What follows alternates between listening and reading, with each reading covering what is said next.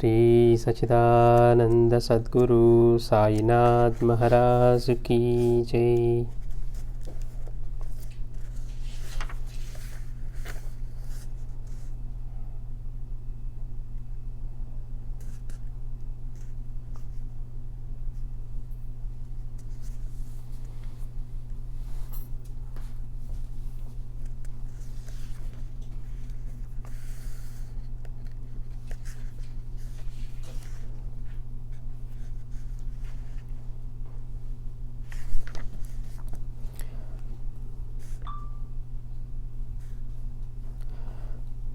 ప్రాణులన్నిటి రూపాల్లోనూ నేనే సంచరిస్తుంటాను అన్నారు బాబా. ప్రాణులన్నిటి రూపాలు అన్ని రూపాల్లో కూడా నేనే సంచరిస్తూ ఉంటాను అన్నారు. అందుకని మనం గత వారం చెప్పుకున్నప్పుడు కూడా సాయి మహాసమాధి అంటే కేవలం మనం మన దృష్టికి పరిమితంగా ఉండి ఆయన సన్నిధిని వినియోగించుకోలేకపోతున్నాం కనుక ఆయన దేహాన్ని చాలించారు తప్పించి ఎప్పుడు చైతన్య స్వరూపుడై ఉన్నారు. కానీ ఆయనకి మరణం అంటూ ఉండదు. సృష్టి మొత్తాన్ని చేసేవాడికి మరణం ఎలా ఉంటుంది? పైగా మనలాంటి వాడికి అర్థం కావటం కోసం ఆయన 30 సంవత్సరాల పాటు మళ్ళీ మరణాన్ని జయించి వచ్చి, అంటే మన కళ్ళకి 3 రోజుల పాటు ఆయన దేహం వదిలేసి వెళ్ళి మళ్ళీ వచ్చి ఆయన అవతార కార్యాన్ని కొనసాగించారు. మనకి చరిత్రలో ఎక్కడా కూడా అలాంటి సంఘటనలు కనపడవు. ఒక్క జీసస్ గురించి ఆయన 3 రోజులకి తర్వాత మళ్ళీ తిరిగి వచ్చి కొంతమంది శిష్యులకి కనపడ్డారు అని ఉంటుంది తప్పించి మనకి మళ్ళీ అలా తన అవతార కార్యాన్ని కొనసాగించినట్టుగా ఎక్కడ కనపడదు, అంటే భౌతికంగా. అందుకనే ఆయన ఎప్పుడూ కూడా ఒక దేహానికి పరిమితంగా లేరు. బాబా చెప్తూనే ఉన్నారు, ఎప్పుడూ ఉండే పరమాత్మ చైతన్యమే ఆయన. అందుకనే అన్ని రూపాలు ధరించింది కూడా ఆయన చైతన్యమే, ఆయనకి అన్యంగా ఇంకొకటి ఉండదు. అందుకే మన నామావళిలో కూడా నిశ్చలాయ నమః అని మనం చెప్పుకునేది. ఇంకెక్కడి కదలటానికే లేనంతటి వాడు దిగంబరాయ నమః, దిక్కులంతా వ్యాపించి ఉన్నవాడు. అంతేకాకుండా దీనికి ఆధారమై దీనికి ఇంకా అతీతంగా కూడా ఉన్నవాడు.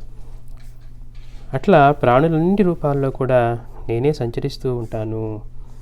నీ దగ్గరకు ఏ ప్రాణి వచ్చినా తోలేయవద్దు, ఆదరించు, రుణానుబంధంపై నమ్మకం ఉంచి గుర్తుంచుకో అంటున్నారు బాబా.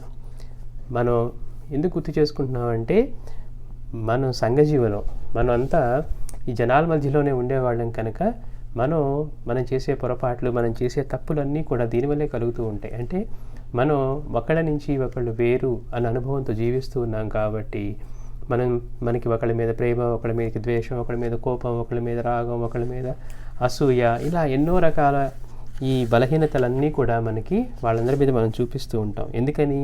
మనం వేరు అన్న అనుభవంతో జీవిస్తూ ఉన్నాం. మనం ఈ దేహానికి పరిమితంగా జీవిస్తూ నేను అంటే ఈ దేహమే అన్న భావం, అన్న అనుభవంతోనే జీవిస్తూ ఉన్నాం. నిజానికి అంతటా నిండి ఉన్న చైతన్యమే మనలోనూ ఉంది అని మనకు అనుభవం అయ్యేంత వరకు ఈ వేరు భావం పోవడం కష్టం. అందుకే సాయినాథుడు ఏం చేశారు?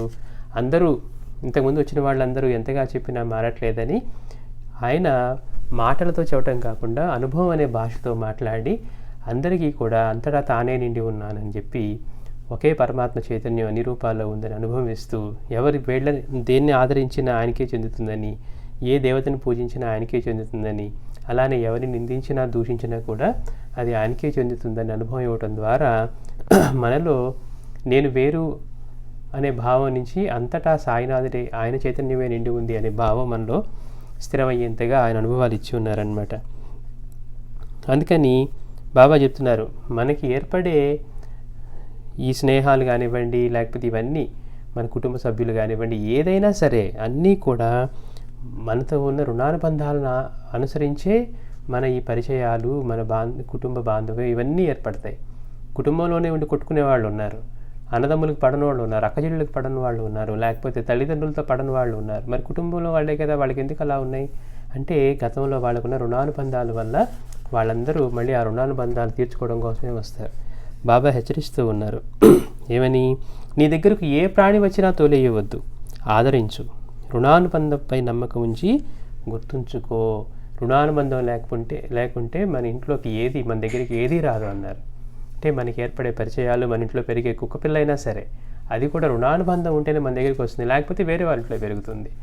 అందుకని రుణానుబంధంపై నమ్మకం ఉంచి గుర్తుంచుకో, ఆకలిగా ఉన్న వారికి అన్నం, గుడ్డలు లేని వారికి గుడ్డలు ఇవ్వు, భగవంతుడు సంతోషిస్తాడు. బాబా చెప్తున్నారు, ఎవరు వచ్చినా కానీ ఆదరించడం నేర్చుకోమని. ఎవరన్నా ఏదన్నా మన సహాయార్థం వస్తే వాళ్ళకి చాదరైనంత సహాయం చేయటం, లేదంటే సహాయం చేసేవాళ్ళని చూపించటం, అంతే తప్పించి వాళ్ళని నిరాదరించకూడదని చెప్పుకున్నాం మనం. అలా చేయటం వల్ల అన్ని రూపాలు ఆయనే ఉన్న భావన పోతుందన్నమాట. మనం కనుక అది గుర్తుపెట్టుకోకుండా వచ్చిన వాళ్ళని చులకనగా చేయటం. మనం ఇంతకుముందు వారిని చెప్పుకున్నప్పుడు భగవంతుడు ఇచ్చేది పోదు, మానవుడు ఇచ్చేది నిలవదు అని చెప్పుకున్నప్పుడు మనం ఇచ్చేటప్పుడు కూడా ఎవరికన్నా ఎలా ఉండాలి మన భావన అనేది చెప్పుకున్నాం. మాస్టర్ గారు ఎంత వివరంగా చెప్పారు ఆ విషయంలో. అందుకని ఆకలిగా ఉన్న వారికి అన్నం, గుడ్డలు లేని వారికి గుడ్డలు ఇవ్వు, భగవంతుడు సంతోషిస్తాడు. అంతకుముందు మనం ఇది చదువుకుని ఉంటే ఊరికే ఎవరిని అడిగితే ఆకలిగా ఉన్న వారికి అన్నం పెట్టాలనుకుంటున్నాం. కానీ ఇప్పుడు ఎలా పెట్టచ్చు మన భావాన్ని? అన్ని రూపాల్లోనూ ఆయనే సంచరిస్తూ ఉంటారు. మనం చేసే పనిని ఎంత శ్రద్ధగా, ఆ వచ్చింది కూడా సాయినాథుడే అన్న భావంగా, అంటే ఆ రూపంలో కూడా ఆయనకే చెందుతుంది అనే భావంతో చేసేటప్పుడు మన శ్రద్ధ ఇనుమడిస్తుంది. అంతేకాకుండా ఏ పని చేస్తూ ఉన్నా మనం అధికులో పక్కన వాళ్ళు తక్కువ అనే భావం కాకుండా ఆ సాయినాథుడే అన్ని రూపాల్లోనూ సంచరిస్తూ ఉన్నాడు అని మనకి గుర్తుంటే మన శ్రద్ధ మనం చేసే పని పట్ల భావం మారుతుందన్నమాట. ఎందుకంటే మనం ఏ పని చేసినా సత్వగుణంతో చేస్తే మాత్రమే సత్ఫలితాన్ని ఇస్తుంది అని మనం తెలుసుకున్నాం. నిన్నెవరైనా ఏమైనా అడిగితే సాధ్యమైనంత వరకు ఇవ్వు, లేక ఇప్పించు, లేదు అని మాత్రం అనవద్దు. మనం సహజంగా మాట్లాడతాం, ఉన్నా కానీ ఇవ్వాలనిపించకపోతే మనం ఏం చేస్తాం? లేదండి అంటాం. అలా ఎప్పుడు లేదని చెప్పడం వల్ల తిరస్కరించడంతో పాటు మనం అబద్ధం కూడా ఆడుతున్నట్టు అవుతుంది, ఉన్నా కానీ ఇవ్వాలనిపించకపోతే. అందుకని బాబా ఏమంటున్నారు? సత్యాన్ని అంటిపెట్టుకో, అలా అంటిపెట్టుకుంటే నేను నీ వెంటే ఉంటాను అన్నారు. అందుకని అబద్ధం నేను లేదు అని చెప్పకు. నీకు ఇవ్వాలనిపించకపోతే అయిష్టానికి కారణమే చెప్పు. నా దగ్గర ఉంది కానివ్వండి, నాకు ఇవ్వాలనిపించట్లేదు, లేదు నాకు అవసరం వస్తుంది కాబట్టి నేను ఇవ్వట్లేదు అని సాధ్యమైనంత వరకు మనం సత్యాన్ని అంటిపెట్టుకోవడమే మనం చేయవలసిన పని. సాధ్యమైనంత వరకు ఇవ్వు, లేక ఇప్పించు, లేదు అని మాత్రం అనవద్దు. ఇచ్చేందుకు ఏమీ లేకపోతే మర్యాదగా చెప్పు. చులకనగా చేయడం, కోపగించుకోవడం తగదు. అది మనం గుర్తుపెట్టుకోవాల్సిన విషయం. ఇప్పుడు మనం కూడా ఏదైనా అవసరం ఎవరైనా అడిగామంటే అర్థం ఏంటి? మనకు అవసరం అయ్యి మన దగ్గర లేకే అడిగాం. మనం ఏంటంటే ఎవరన్నా అడిగేటప్పుడు ఆ స్థితిలో మనల్ని ఎప్పుడు ఊహించుకోము. వాళ్ళు ఏదో అడిగారు, వాళ్ళని తప్పించుకోవాలని చూస్తామే తప్పించి మనం ఎప్పుడూ కూడా ఒక విషయం అర్థం కావాలంటే ఆ పరిస్థితిలో మనమే ఉంటే, మనకి ఏదైనా అవసరం అయితే టక్కని ఎవరి దగ్గర వెళ్ళి అడిగేటప్పుడు ఎలా అడుగుతాం? ఆ సమయంలో వాళ్ళు తిరస్కరిస్తే మనం ఎలా ఫీల్ అవుతాం? వాళ్ళ దగ్గర ఉంటుందని తెలిసి వెళ్ళినా కానీ వాళ్ళు లేదని చెప్పారనుకోండి, మనం ఎంత బాధపడతాం? చూడు వాళ్ళ దగ్గర ఉంచుకొని వాడు అవసరానికి ఇవ్వలేదు అని మనం ఎలా అనుకొని బాధపడతాము? ఒక్కసారి కనుక అది ఊహించుకుంటే మూలధర్మం ఎట్లా ఉంటుంది? నువ్వు పక్కన వాళ్ళకి ఏం చేయాలి అంటే, పక్కన వాడు నీకు ఏం చేయాలనుకుంటున్నారో పక్కన వాడికి నువ్వు అదే చెయ్యి. పక్కన వాడు నీకు ఏది చేయకూడదు అనుకుంటావో నువ్వు పక్కన వాడికి అది చేయకుండా ఉండు అని చెప్పినటువంటి మూలధర్మాన్ని మనం కనుక మనం ఫాలో అయితే ఈ ఇబ్బంది ఉండదన్నమాట. అందుకని నీ దగ్గర ఉండి కూడా నీకు ఇవ్వాలనిపించకపోతే దానికి అయిష్టానికి కారణమే చెప్పమన్నారు, అంతే తప్పించి లేదు అని అనవద్దు. ఇవ్వలేనని మర్యాదగా చెప్పు, ఇవ్వలేకపోతే దానికి కారణం చెప్పు. అయిష్టమే కారణమైతే అదే చెప్పు. ఎందుకంటే మనకి ఇది తరచుగా ఎదురవుతూ ఉంటాయి ఇలాంటి సంఘటనలు. మన నుంచి ఎవరైనా ఏమైనా అడగటం కానివ్వండి, మన సహాయం కోరటం కానివ్వండి, ఇవన్నీ అంటే జీవితంలో మనకి తెలియకుండా మనం అనుకునే దానికి నిజానికి ధర్మం ప్రకారం ఉండే వాటికి ఎంతో భేదం ఉంటుంది. అందుకే మాస్టర్ గారు అంటారు, నిజానికి ఆధ్యాత్మికతలో ఎంతో పెద్దవనిపించుకునే విషయాలు చాలా చిన్నవట, మనం చిన్నవనుకునే విషయాలు చాలా పెద్దవి.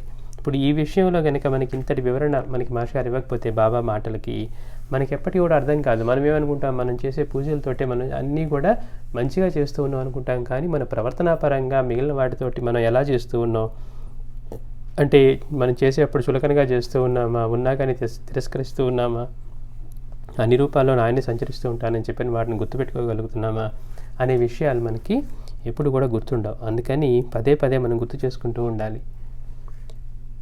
ఓం విశ్వప్రాణాయ సాయినాథాయ నమః. ఓం సర్వజీవస్వరూపాయ సాయినాథాయ. అందుకే బాబా మనకి దొరకరు అని చెప్పిన విషయంలో ఈ విశ్వమే నేను అనకుండా ఈ విశ్వం అంతా నాలోనే ఉంది అని చెప్పారు అంటారు మాస్టర్ గారు. ఆయన అంత తేలిగ్గా దొరికేవాడు కాదు. అంటే విశ్వమే బాబాని ఏమనుకుంటారేమో పొరపాటున. మనం చూసేది, చూడబడుతున్నది, మనం చూసే సామర్థ్యం కూడా ఆయనదే. అంటే చూడబడుతున్నవాడు, చూసేవాడు, చూసేదంతా కలిపి ఆయన. అంతేకాకుండా ఇదంతా కూడా ఆయనలో ఉంది. అంటే ఏంటి, మనలో ఉంది అంటే అది ఒక భాగం అయ్యింది, ఇంకా ఉన్నారు ఆయన. అందుకే గురుధ్యాన శ్లోకం చెప్తుంది, గురు మధ్యే స్థితం విశ్వం, విశ్వం మధ్యే స్థితో గురు అని. మనం గత వారం బాబా మహాసమాధి సందర్భంగా బాబా మహాసమాధి ఘట్టము, వాళ్ళ యొక్క నిజంగా వాళ్ళ సమాధి అంటే ఏంటి, మహాత్ములు నిజంగా మరణాన్ని జయించిన వారే మహాత్ములని, సాయి ఎప్పుడు ఉండే తత్వమే కనుక బాబా ఎప్పుడూ కూడా ఆయన తర్వాత ఆయన సింహాసనానికి వారసుల్ని ఎవరిని ప్రకటించలేదు. లేదా నేను ఎక్కడ వెళ్ళి అంతకుముందు మహాత్ములు కనుక చెప్పినట్టుగా అక్కలకోటి స్వామి ఆయన సమాధి చెందపోతూ నా అవతారం మీకు ఇప్పుడు షిరిడీలో లభిస్తుంది, నేను ఇప్పుడు అక్కడ సాయి రూపంలో ఉన్నానని చెప్పినటువంటివి సాయి ఎక్కడా చెప్పలేదు. ఈ అవతారం తర్వాత అదిగో చాలామంది అంటూ ఉన్నారు సాయి ఈ రూపంలో వచ్చారని, కొంతమంది అక్కడ ఇంకో రకంగా వచ్చారని.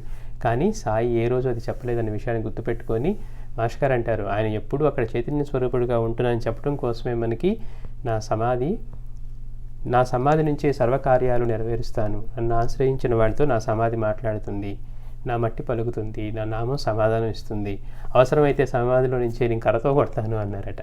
అంటే మన దృష్టికే అది సమాధి.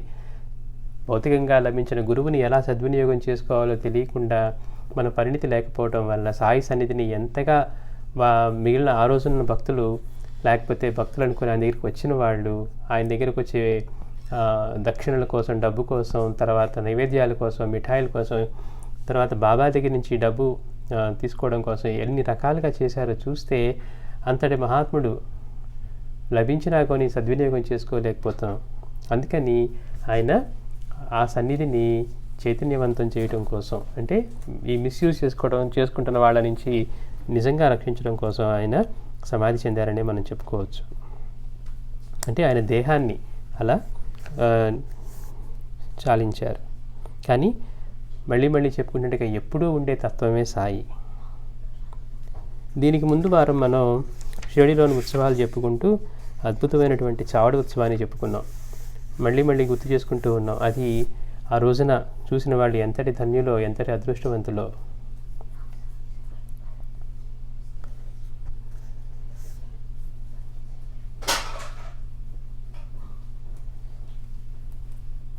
నిత్య ఆరతులు.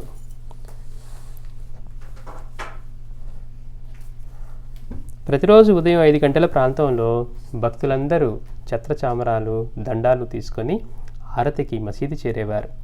ఒకరు బాబా ప్రక్కన నిలిచి ఛత్రం పెడితే ఒకరేమో చామరంతో వీస్తూ ఉండేవారు. పొద్దున్నే వాళ్ళు ఉదయం 5 గంటలకే బాబా దగ్గరికి వెళ్ళి హారతి చేసేవారట. ఆ చేసేవాళ్ళలో కొంతమంది భక్తులు ఏం చేసేవారు, ఛత్రచామరాలు పట్టుకొని, దండాలు పట్టుకొని వాళ్ళు అక్కడికి వెళ్ళి ఆరతిలో మసీదు చేరి ఆరతి చేసేవారు. ఒక్కొక్కరు బాబా ప్రక్క నిలబడి వారికి ఛత్రం పడితే ఆ గొడుగు పట్టుకుంటే ఇంకొకరేమో చామరంతో వీస్తూ ఉండేవారు. అప్పుడు మేగుడంతా సిద్ధం చేసి బాబాకు ఆరతి ఇచ్చేవాడు. వెంటనే భక్తులందరూ శ్రీ సచ్చిదానంద సద్గురు సాయినాథ్ మహారాజ్కి జయని ఎలుగెత్తి చాటి తాళాలు చేతులు తడుతూ ఆరతి పాడేవారు. అంటే ఉదయం వాళ్ళ రోజు ఎలా ప్రారంభమయ్యేదంటే ఉదయం లేవగానే ముందు వాళ్ళ కాలకృత్యాలు కూడా తీర్చుకోకుండా వెళ్ళిపోయేవాళ్ళట. నిద్ర లేవటంతో అక్కడికి వెళ్ళిపోయి బాబా ఆరతికి అటెండ్ అయ్యి అక్కడ వాళ్ళు ఎంతో ఆనందంతో ఈ హారతి చేస్తూ తాళాలతోటి చేతులు తడుతూ ఆరతి పాడేవారు. ఆరతి తమ ఎదుటి తిరగకుండా ఛత్రచామరాలు పట్టిన వారు దూరంగా ఒదిగి నిలిచేవారు. తర్వాత ఒక్కొక్కరే సాయికి నమస్కరించి ఊది తీసుకొని అప్పుడు కాలకృత్యాలకు వెళ్ళేవారు. కొద్దిమంది బాబా సన్నిధిలోనే కూర్చునేవారు. ఇలా రోజుకు 4 ఆరతులు జరిగేవి. మేగుడు జీవించి ఉన్నంతకాలం కూడా అతడే ఆరతి ఇచ్చేవాడు. తర్వాత బాపు సాహెబ్ జోగ్ ఆ కార్యక్రమాన్ని స్వీకరించాడు. ఇవి నేటికి కూడా ఇలానే జరుగుతూ ఉన్నాయి. రోజు 4 ఆరతులు జరుగుతాయి. పైగా మనం అంతకుముందు చెప్పినట్టుగా ఆరతులకు కూడా ఎంతో విశిష్టత ఉంది. ఇది సాయి స్వయంగా రాయించుకుని తీసుకున్నవన్నమాట. అంటే ఆ భీష్మ అనే భక్తుడు వచ్చినప్పుడు నువ్వు నాకు 5 లడ్డూలు ఇవ్వాలి మిత్రమా అన్నారు. ముందేమో స్వప్నంలో కనపడి బాబా చెప్పారు. ఒక స్వప్నంలో ఒక నల్లని బ్రాహ్మణుడు కనపడి ఒక మంత్రం చెప్పారట, జై సచ్చిదానంద అని దాని కింద మంత్రకా సిఖావా అంటే మంత్రం నేర్చుకోవాలందట.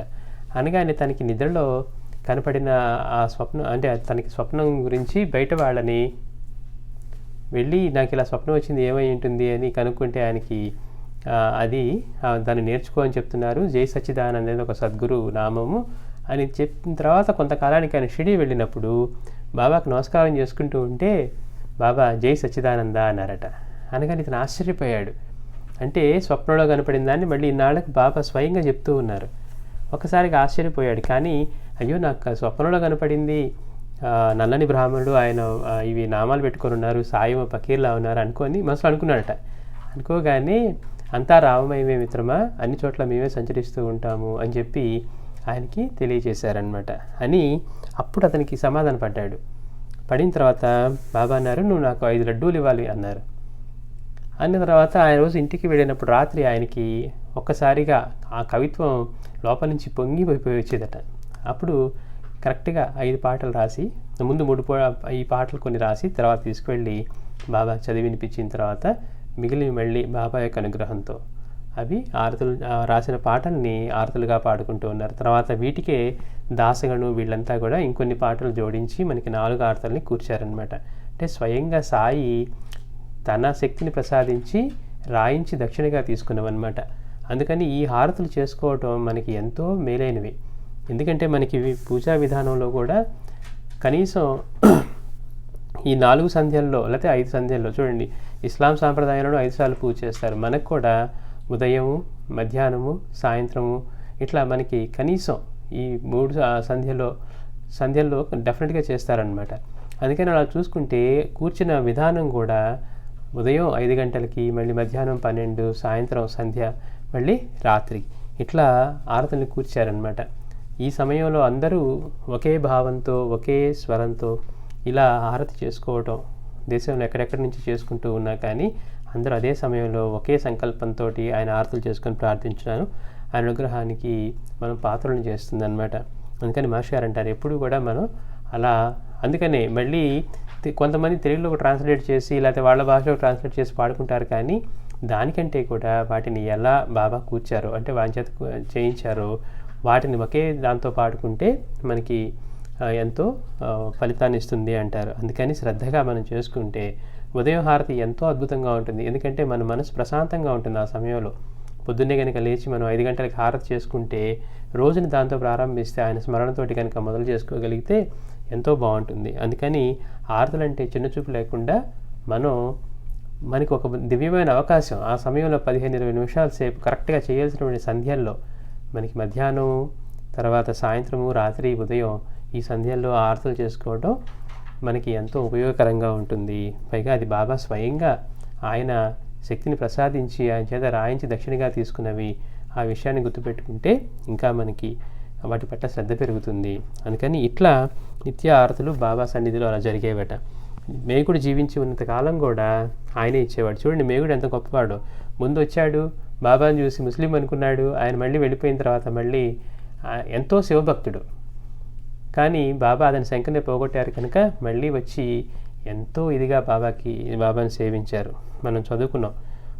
అతను సమాధి చెందినప్పుడు బాబా కూడా సామాన్యుడిలాగా శోకించి, అంటే అతను చనిపోయినప్పుడు బాబా కూడా ఇతనే నిజమైన భక్తుడు అని మేగుడిని మెచ్చుకునేంతగా చేసి ఆయనతో పాటు అట్లా కొద్దిగా ముందుకు వెళ్ళి వచ్చి బాబా తన సొంత ఖర్చుతో అక్కడ అన్నసంతర్పణ చేశారట. అంటే ఉన్నంతకాలం కూడా ఆయన చేశారు. ఆ తర్వాత బాపు సాహెబ్ జోగ్ చేశారు. అలాగే లెండి యాత్ర అంటే నిత్య ఆరతుల్లో కూడా ఉత్సవంలో భాగంగా, అంటే అక్కడ జరిగే వాటిని అంత ఉత్సవంలో భాగంగా చెప్తూ ఉన్నారు మాస్టర్ గారు. అలాగే లెండి యాత్ర, మనం చావడి గురించి చెప్పుకున్నాం, చావడి యాత్ర. అలానే ఇది లెండి యాత్ర. రోజు ఉదయం 8:30 గంటల ప్రాంతంలో సాయి లెండికి వెళ్ళి వచ్చేవారు. అప్పుడు మొదట మసీదు ముంగిట వాద్యగాళ్ళు చేరి మేళం వాయించేవారు. టోపీ, దండం, ప్రత్యేక దుస్తులు ధరించిన 2 సేవకులు మసీదు మెట్ల వద్ద నిలిచేవారు. రోజు కూడా బాబా ఒకే సమయంలో వెళ్ళేవారు. బాబా కూడా చెప్తారనమాట మేగుడికి, మనం ఎప్పుడూ కూడా నిత్యక్రమం మార్చకూడదు. అంటే ఒకరోజు ఆయన రోజు అన్ని మందిరాల్లో పూజ చేసుకొని బాబా దగ్గరికి వస్తూ ఉంటే ఒకరోజు అక్కడ మందిరం మూసేసి ఉంటే డైరెక్ట్గా బాబా దగ్గరికి వచ్చారంట. వస్తే ఇప్పుడు నువ్వు వెళ్ళి అక్కడ పూజించరాపో, అక్కడ ఇప్పుడు ఆ మందిరం తెరిచారు అని బాబా ఎక్కడి నుంచో చెప్తూ ఉన్నారు. మనం నిత్యక్రమాన్ని ఎప్పుడూ మార్చకూడదు.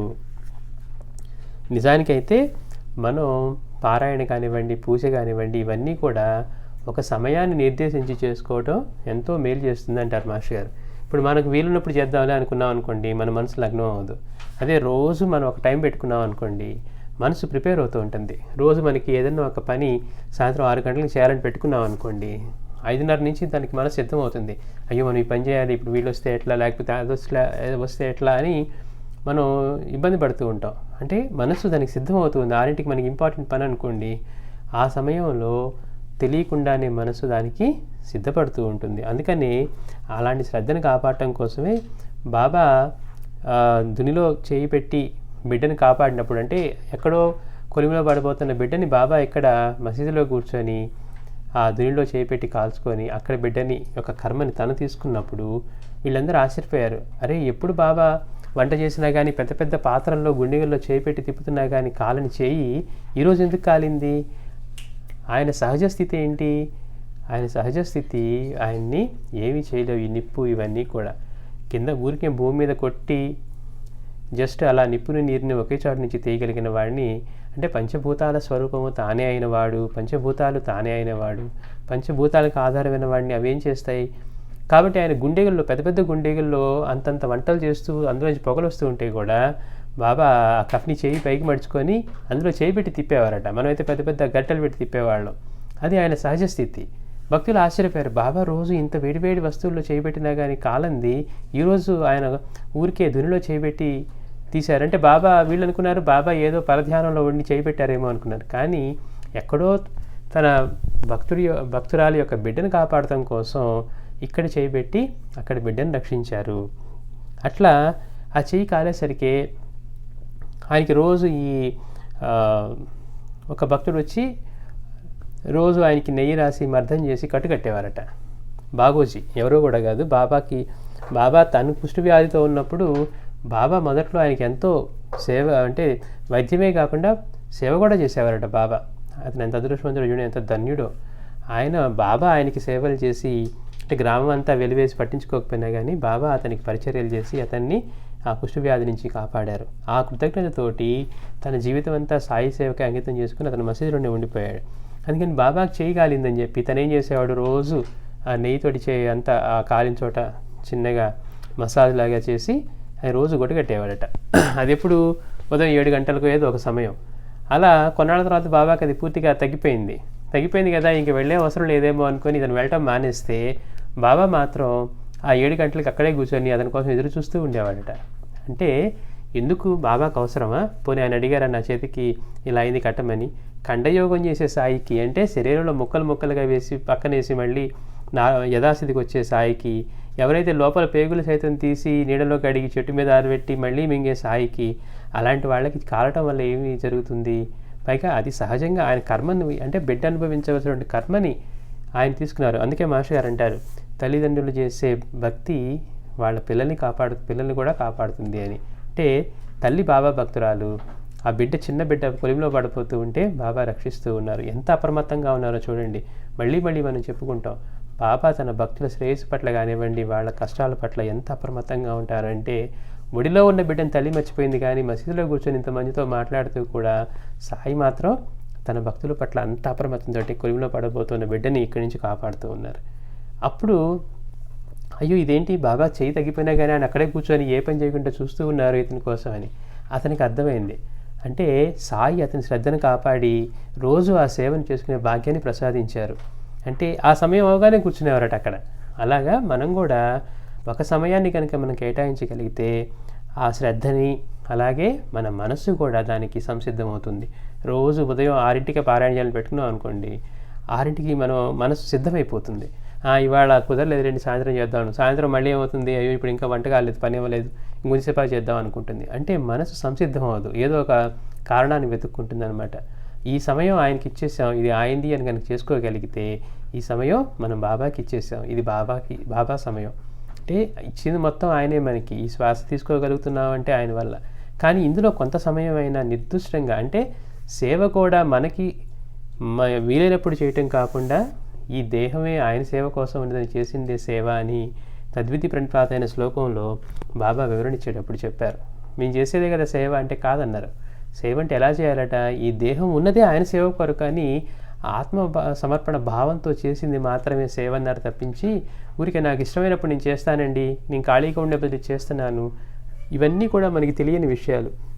భగవద్గీతలో భగవానుడు చెప్పిన దానికి ఆ రోజున బాబా ఇచ్చిన వివరణ కనుక తెలుసుకుంటే, అయ్యో మనం అసలు చేసేది సేవ ఎలా అవుతుంది, నిజంగా ఏ రోజు కూడా అంత సమర్పణ భావంతో చేయలేదే, మనమేమనుకుంటున్నాం ఏదో మనం వండుకున్నది పెడుతూ ఉన్నాం, లేకపోతే మనం వెళ్ళి కొంచెంసేపు ఖాళీగా ఉంటే సమయం ఎక్కడో ఏదో ఒక సేవ చేస్తున్నాం అనుకుంటున్నామే తప్పించి, నిజానికి ఈ దేహం ఆయన ఇచ్చింది, మనకి ఈ ప్రాణం శ్వాస ఆయన ఇచ్చింది, నాలో అన్ని నిర్వహించేది ఆయనే అని ఇందులో నాదేమీ లేదు అన్న సమర్పణ భావంతో అంతా ఇచ్చిన వాడికి ఎప్పుడూ ఆయన సేవ కోసమే ఈ దేహం ఉంది అని తను మన ధనస్సును సమర్పించి చేయగలిగిందే నిజమైన సేవ అన్నారు. అందుకే పరిప్రశ్న సేవ గురించి చెప్తూ ఆ మాట చెప్పారు.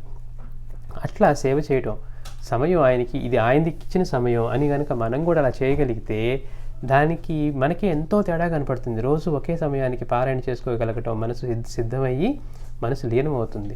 లేదనుకోండి మనకి దాని తర్వాత ఈ ఒక్క ప్రోగ్రాం చూసి చేద్దాంలే, లేకపోతే ఇప్పుడు ఏదో టీవీలో వస్తుందో, లేకపోతే మనం ఏదో ఫోన్లో చూస్తున్నామో, లేకపోతే ఎవరో ఫోన్ చేశారు ముచ్చట్లు, మళ్ళీ మనం గుర్తుపెట్టుకోవాలి 7 గంటలకు నేను పారాయణ చేస్తాను కాబట్టి ఆ టైంలో ఫోన్ కూడా నేను తీసుకోను అనేంతగా, అంటే ఈ సమయం ఆయనకి ఇచ్చాం కాబట్టి ఆ సమయాన్ని మనం పాటించాలి. లేకపోతే ఏమవుతుంది, బాబా ఎదురు చూస్తూ ఉంటారు. అది మనం గుర్తుపెట్టుకోవాల్సింది. ఇక్కడ ఇతను వెళ్ళకపోతే బాబా అక్కడ కూర్చొని చూస్తూ ఉన్నారట. ఆ తర్వాత అతనికి అది రియలైజ్ అయ్యి, అంటే బాబా అతనికి అంతటి భాగ్యాన్ని ప్రసాదించారు. అతనికి బాబాకి చెయ్యి అంతా అక్కడ నార్మల్గా అయిపోయినా కానీ అతనికి అటువంటి సేవని కొనసాగించే, గురువుకి సేవ చేసుకునే భాగ్యాన్ని ప్రసాదించారనమాట. అందుకని ఆ సమయాన్ని పాటించడం అంత అవసరం మనకి.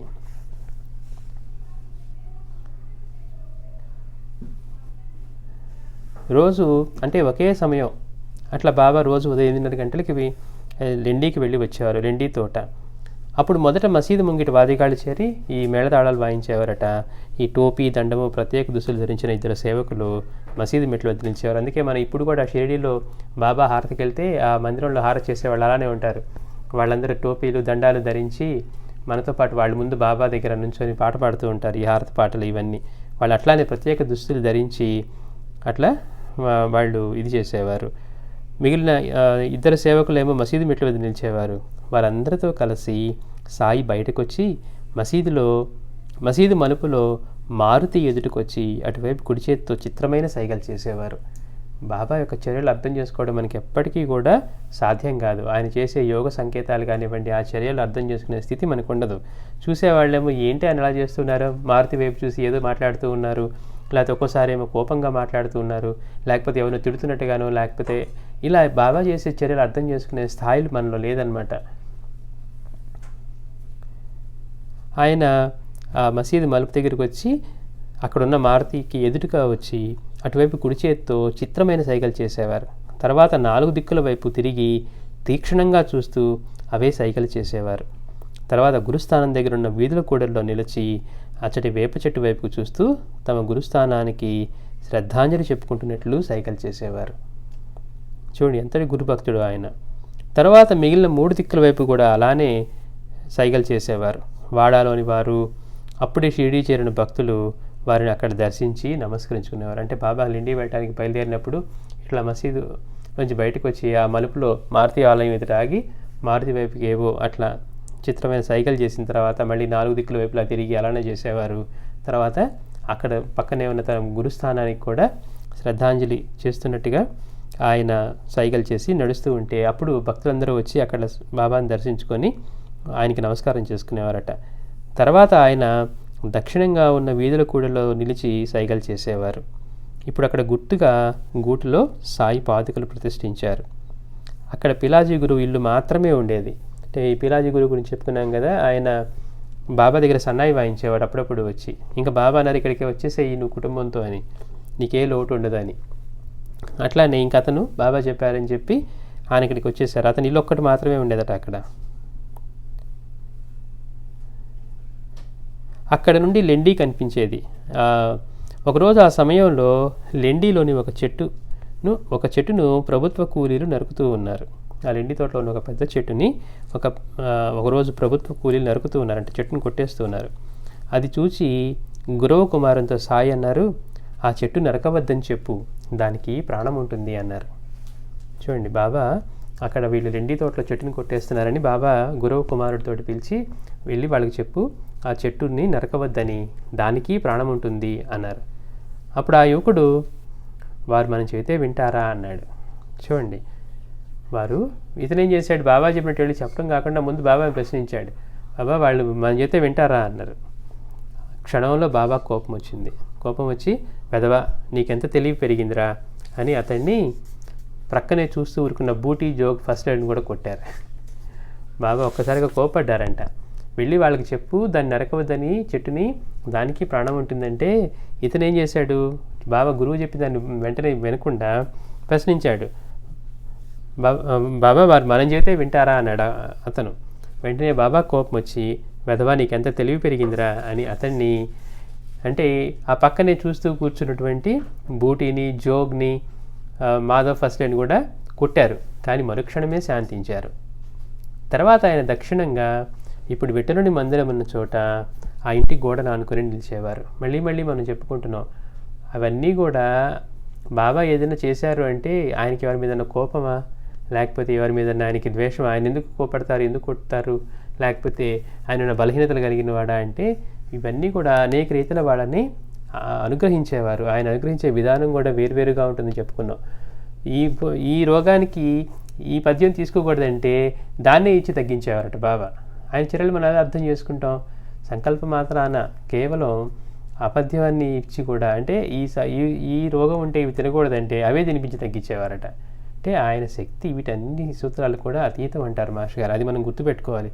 అంతకుముందు కూడా మనం తెలుసుకున్నాం, అయ్యో ఈయన ఎలాంటి మహాత్ముడు, నా ఎదురు ఒక ఆవిడ వచ్చి బాబాని బిడ్డలు కావాలంటే తిట్టి పంపించారు, ఆయనే మహాత్ముడు అంటే అతను అన్నారట, నువ్వు వెళ్ళి ఇప్పుడు చూడు అంతకుముందు బిడ్డలు లేరు, ఇప్పుడు బిడ్డలు ఉన్నారు అని. అంటే అనుగ్రహించే విధానాలు వేరుగా ఉండొచ్చు.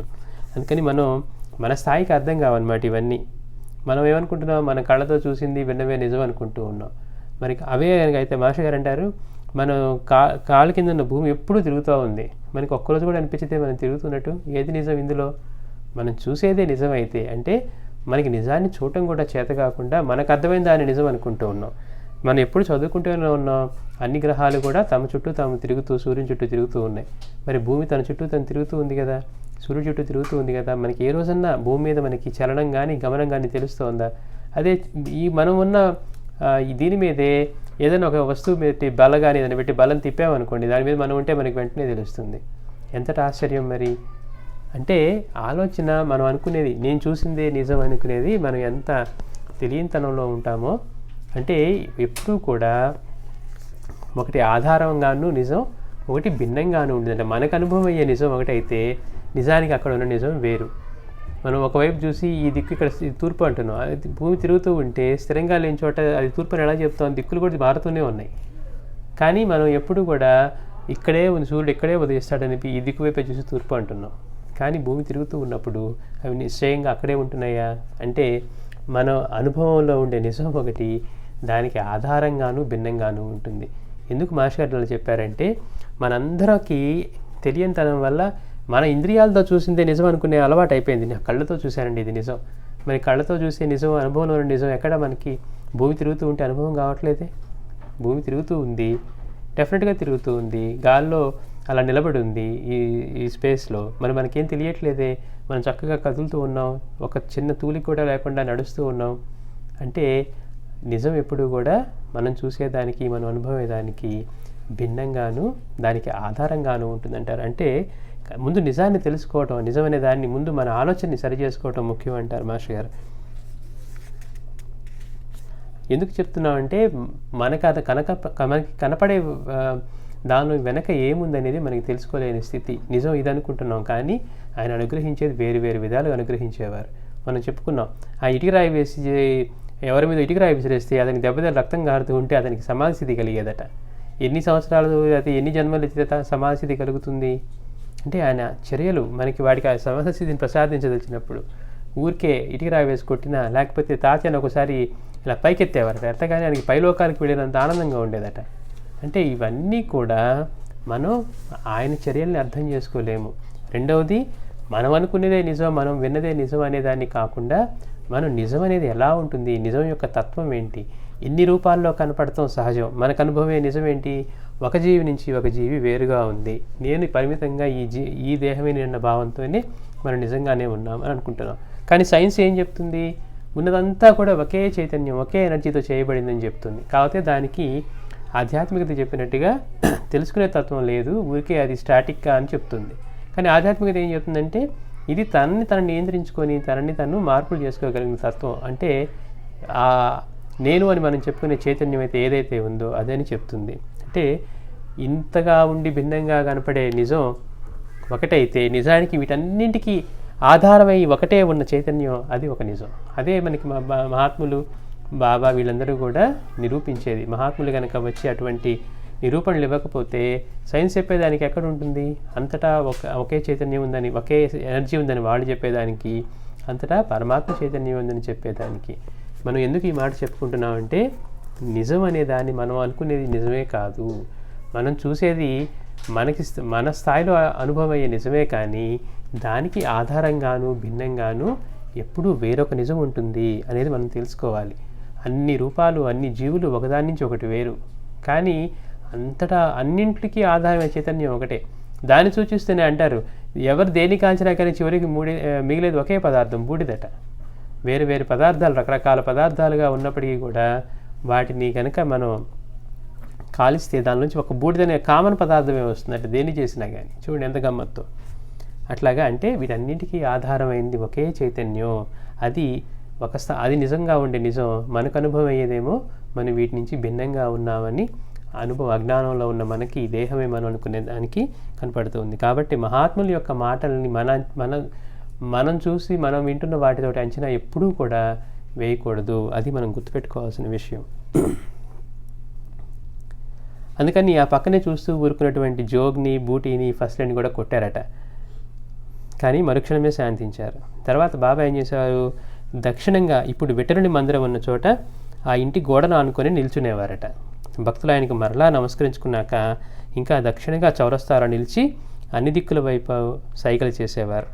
అక్కడి నుండి పడమరగా ఇప్పుడు కానిఫ్నాథ్ మందిరం ఉన్న చోట రహదారి ప్రక్కనే నిలిచి మొదట ఖండోబా వైపు, తర్వాత మిగిలిన దిక్కున వైపు తిరిగి సైకిల్ చేసేవారు.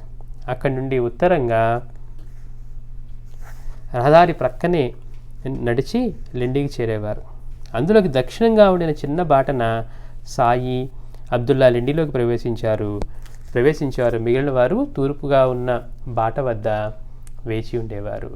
సాయి ఆ తోపులో నిత్యకృత్యాలు తీర్చుకునేవారు.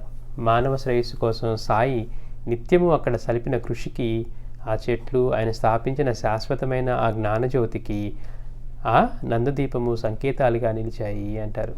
అంటే చూడండి ఎంత గమ్మత్తో. ఇదంతా చూస్తే పక్కనే ఉంటాయి. మనం ఇవి ఎంతో దూరం ఉన్నాయేమో అనుకుంటాం, కానీ బాబా సమాధి మందిరము, ద్వారకామాయి, దానిలోంచి బయటకు వస్తే ఇటు పక్కన చావడి, ఆ పక్కన హనుమాన్ మందిరము, ఇంకొంచెం అట్లా ముందుకు వెళ్తే మనకి ఈ లెండి బాగు, అటు పక్కన ఇంకొంచెం రహదారి మీదుగా అట్లా ముందుకు వెళ్తే మనకి ఈ ఖండోబాల ఇవన్నీ ఉంటాయి. కానీ బాబా వీటన్నిటినీ కూడా నిదానంగా నడుచుకుంటూ ఒక్కో చోట ఆగి సైగలు చేసుకుంటూ, తర్వాత భక్తులు అక్కడికి వచ్చి అదిగో బాబా ఇక్కడికి వచ్చారట, వాడ మలుపుమంతకు వచ్చారా అని చెప్పుకునేవారు. కొత్త భక్తులు వచ్చిన వాళ్ళు పరిగెత్తుకుంటా వెళ్ళి అక్కడే ఆయనకి ఆ మట్టిలోనే కిందపడి సాష్టాంగ నమస్కారాలు చేసేవారట. అంటే ఆయన చూసి వీళ్ళు అబ్బా ఎంతటి మహద్భాగ్యం, ఆయన్ని దర్శించుకోగలిగాం, ఆయనకి నమస్కారం చేసుకోగలిగామని ఎంతో సంతోషపడేవారట.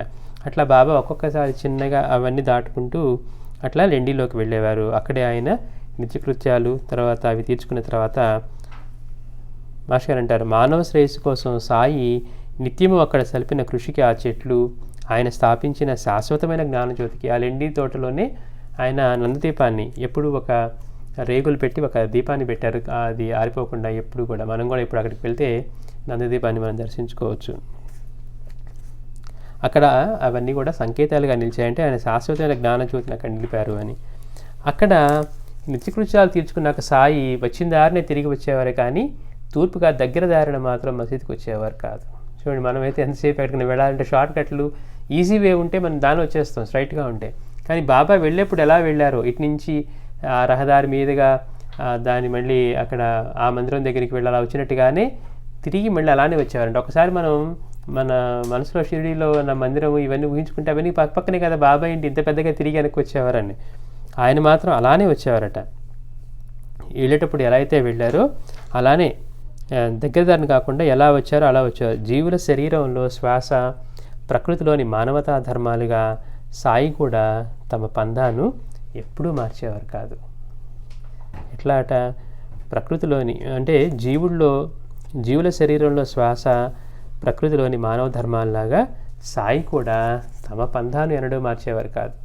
అందుకనే మాస్టర్ గారు అంటారు, షిరిడీలో మనం ఎప్పుడు నడిచినా ఆ బాటలోని ప్రతి ఇసుక రేణువు సుమారు 60 సంవత్సరాలు సాయి సంచారంతో పవిత్రమైందని గుర్తుంచుకోవాలి అంటున్నారు. మనం ఏం చేస్తాం, మనం షిరిడీ వెళ్ళామనుకోండి, వెళ్ళిన తర్వాత మామూలే మన ఎంతసేపటికి ఆ భక్తి కంటే కూడా పొద్దున లేచో హారతికి వెళ్దామా, లేకపోతే హోటల్కి వెళ్దామా, బ్రేక్ఫాస్ట్ చేసి వెళ్దాం, ఇలా ఆలోచిస్తూ ఉంటాం.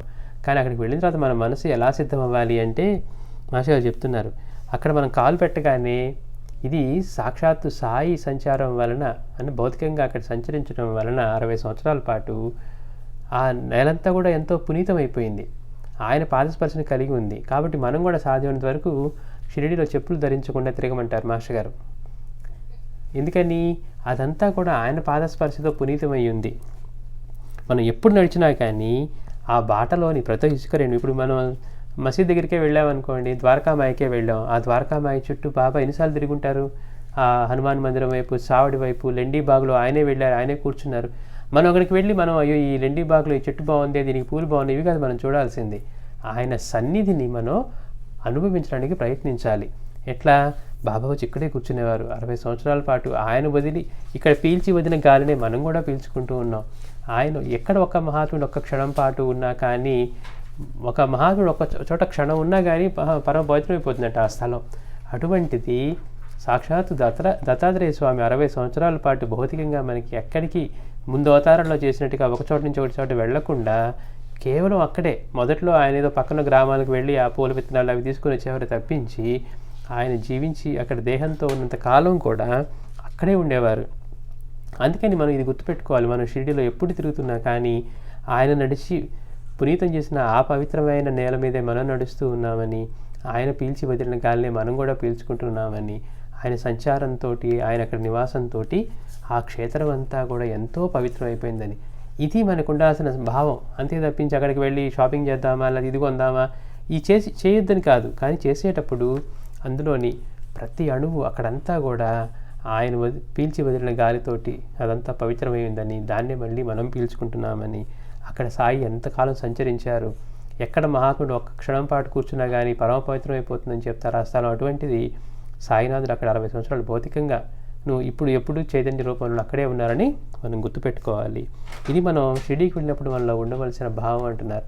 అందుకోసం అంటే దానికి గుర్తుగా అంత పవిత్రమైన ఆయన సంచారంతో మనం నడిచిన చోట కాబట్టి మనం ఎప్పుడూ కూడా అక్కడ చెప్పులు వేసుకోకుండా సాధ్యమైనంత వరకు తిరగాలి. ఒక్కోసారి ఎండ మాడిపోతూ ఉంటుంది, అప్పుడు తప్పదనిపిస్తుంది. కానీ ఇదంతా కూడా భక్తి శ్రద్ధలకు సంబంధించింది. మనలో భక్తి అలా ఉన్నాయి అనుకోండి, ఆటోమేటిక్గా ఎప్పుడు కూడా ఏ విషయం పట్లైనా మనకి దాని మీద ఉన్న శ్రద్ధ ప్రీతి మీద ఆధారపడి ఉంటాయి. అయ్యో అది కష్టం కదండి అని అన్నాం, ఏమండి మీరు కనుక ఇక్కడి నుంచి నడిచి వెళ్తే మీకు $1000 ఇస్తారంటే చచ్చినట్టు నడుస్తాం. అంటే దాని మీద డబ్బు మీద ప్రీతి ఉంది కాబట్టి మనం దాన్ని పొందాలని మనం ఏదో ఒకటి చేస్తాం. కానీ ఇలా గుర్తుపెట్టుకొని పవిత్రమైన భావంతో చేయగలిగితే ఆయన నుంచి అనుగ్రహం వస్తుంది. అందుకని మనం షిరిడీలో ఎప్పుడు మనం నడిచిన ఆ బాటలోని ప్రతి ఇసుక రేణువు సుమారు 60 సంవత్సరాల పాటు సాయి సంచారంతో పవిత్రమైందని గుర్తుంచుకొని ప్రవర్తించాలి అంటారు మాస్టర్ గారు. అట్లాగే షిరిడీలో జరిగే మరో పెద్ద ఉత్సవం ఏంటంటే శ్రీరామనవమి ఉరుసు.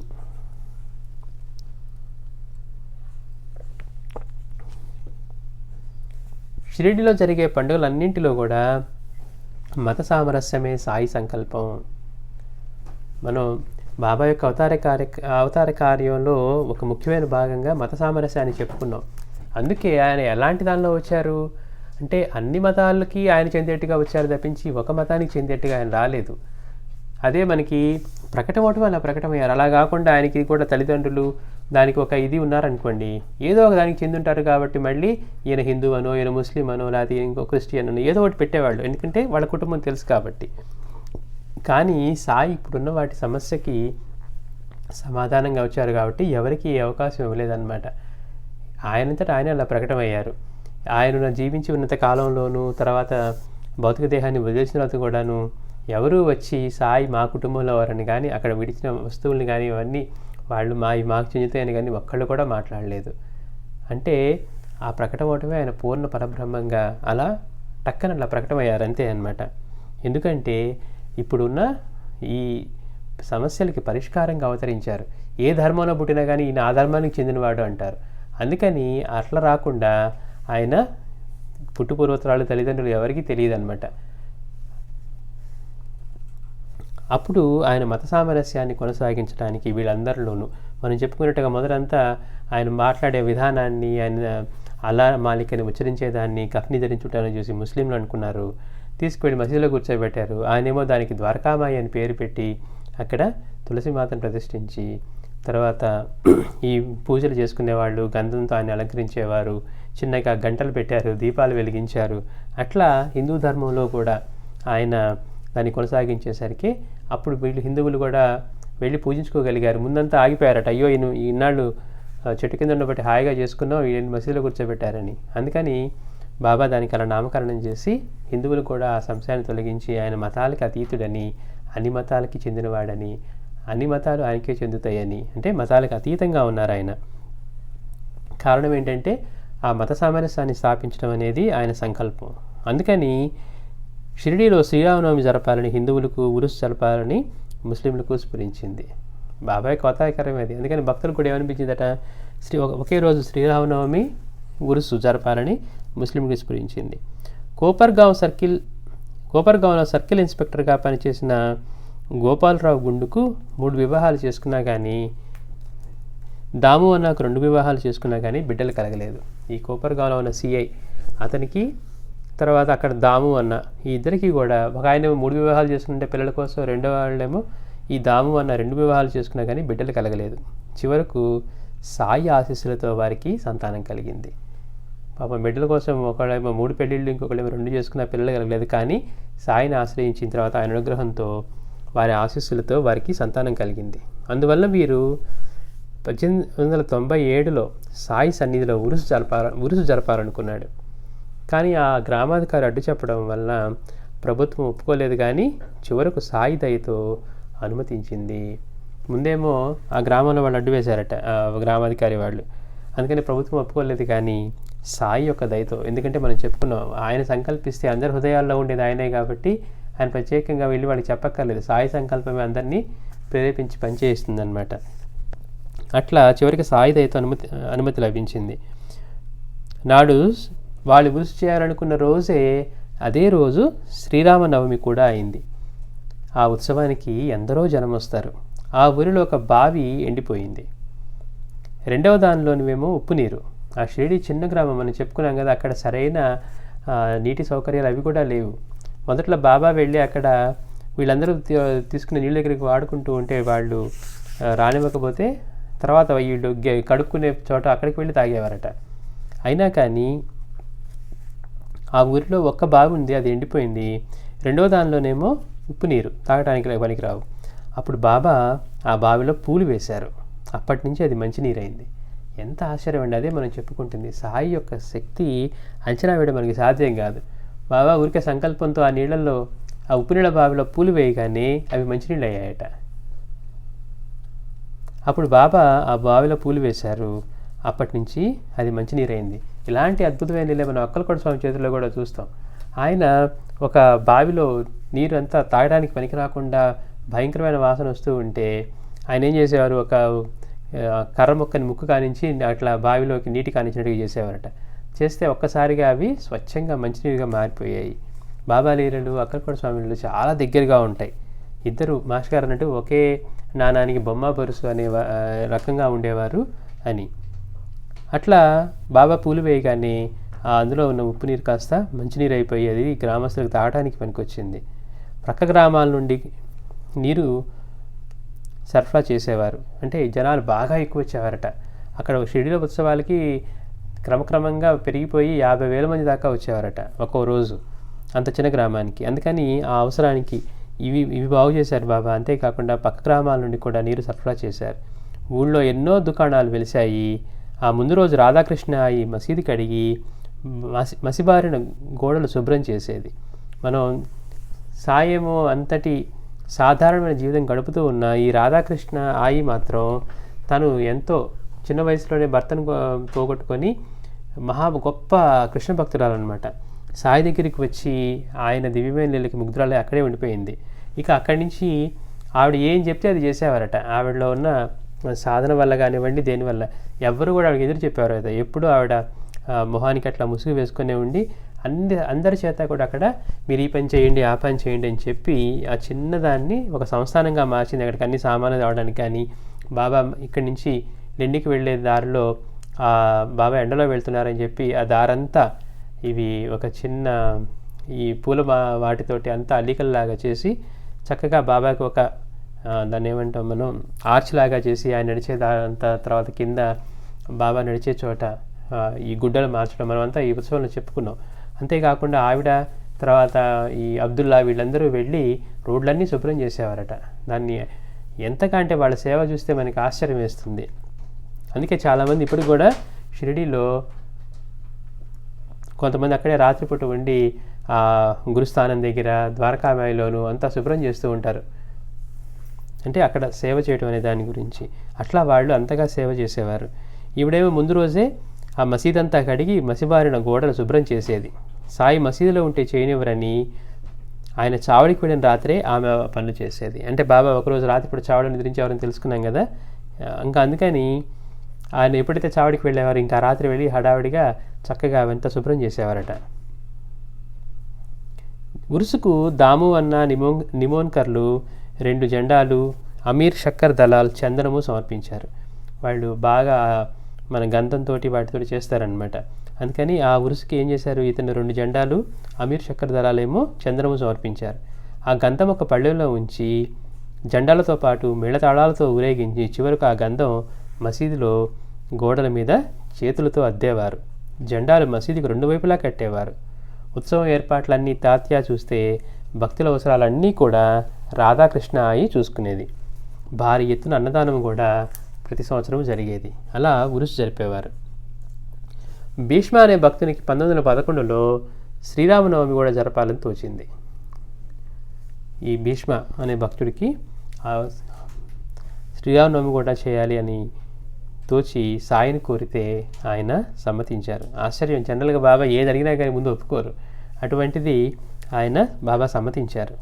సంతవాడ అంటే సొంటి పటిక బెల్లం పొడి ఈ రెండింటిని కలిపి ప్రసాదంగా రాధాకృష్ణ ఆయి తయారు చేసింది. మసీదంతా పచ్చని తోరణాలు కట్టారు. రామజననం సందర్భంగా రాధాకృష్ణ ఆయి మసీదులో ఒక ఊయల కట్టింది. భీష్ముడేమో కీర్తనకారుడిగా నిలిచాడు.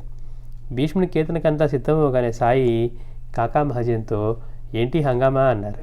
అంటే వీళ్ళు ఆ ఉత్సవానికి అంతా హడావుడే హంగామా చేస్తూ ఉంటే ఎందుకని రాధాకృష్ణ ఇదంతానేమో మసీదంతా పచ్చని తోరణాలు కట్టారట. ఈ మామిడి తోరణాలు కానివ్వండి ఏవైనా అవన్నీ కట్టారు. రామజనన సందర్భంగా ఇవాళ రామనవమి కాబట్టి ఆయన జనన సందర్భంగా రాధాకృష్ణ ఏం చేసింది, ఆ మసీదులో ఒక ఊయలు కట్టిందట. భీష్ముడేమో ఇంకా ఆ రోజు కీర్తన కోసం సిద్ధమై ఉంటే భీష్ముడి కీర్తనకంతా సిద్ధమవగానే సాయి కాకా మహజన్తో అడుగుతున్నారు ఏంటి హంగామా అన్నారు. రామనవమి సంగతి చెప్పగానే నింబారు వద్ద ఉన్న ఒక పూలమాల హార్మోనం వాయించనున్న కాకా మహాజన్ మెడలోను మరొకటి భీష్ముడి మెడలోను వేయించారు. సో వీళ్ళు చెప్పగానే ఏంటి హంగామా అంటే ఇవాళ రామనవమి కదా అందుకని వీళ్ళు ఇలా చేస్తున్నారంటే అప్పుడు బాబా ఏం చేశారట, ఆయన నింబారికి ఎదురుగా పూలు వేలాడి తీసేవారని చెప్పుకున్నాం కదా. ఎవరన్నా పూలు తెస్తే అక్కడ గోడకి అక్కడ వేలాడి తీసేవారట. అవి తీసి ఒకటేమో కాకా మహాజని అతనేమో హార్మోనం వాయించిపోతూ ఉన్నాడు. అతనికి ఈ భీష్ముడేమో కీర్తనకారుడిగా ఉన్నాడు కాబట్టి అతని మెడలోనే వేయించారు. కీర్తన దిగ్విజయంగా ముగిసింది. భక్తులు తన్మయులై జయకారాలతో నృత్య గీతాదులతో గులాబ్ అంటే ఈ ఎర్రని పొడి దీన్ని పైకి ఎగరవేశారు. అది సాయి కళ్ళలో పడడంతో ఆయన ఉగ్రులై అందరినీ తిట్టారు. వీళ్ళేమో హడావిడి పడి ఇంకా ఆనందంలో తెలియకుండా ఈ రంగు పొడిని పైకి చల్లారంటే గులాబ్ పొడిని. అది పైకి ఎగరగానే అది కాస్త వెళ్ళి బాబా కళ్ళలో పడింది. దాంతో బాబా ఉగ్రులై అందరినీ తిట్టారు. ఇటువాళ్ళు అటు పారిపోగా మరి బాబా తిడితే ఎక్కడెక్కడ ఆగుతారు. ఒక్కసారిగా అందరూ ఇటువాళ్ళు అటు పారిపోగా కొద్దిమంది మాత్రం ఆ తిట్లును ఆశీస్సులుగా స్వీకరించారు. అంటే ఎవరైతే ఆయన్ని అర్థం చేసుకుంటూ ఉన్నారో బాబా తిట్టినప్పుడు మేలు జరుగుతుంది అని, వాళ్ళు ఏం చేశారు, సాయి తిట్టుతూ ఉంటే వాటిని ఆశీర్వచనంగా స్వీకరించారు. మానవుల్లోని అరిషడ్ వర్గాలని రాక్షసుని చంపడానికి రాముడు అవతరించినప్పుడు సాయి ఆవేశపడటం సహజమే కదా. అంటే అరిషడ్ వర్గాలని రాక్షసుని చంపడానికి రాముడు అవతరించాడు ఇక్కడ. అంటే అక్కడేమో మనకి రావణాసురుడికి చెప్తున్నప్పటికీ కూడా మనలో సంకేతంగా మనలో ఉండే రాక్షసులు ఎవరంటే మనం చెప్పుకున్నాం అరిషడ్ వర్గాలే మనలో ఉండే రాక్షసులు.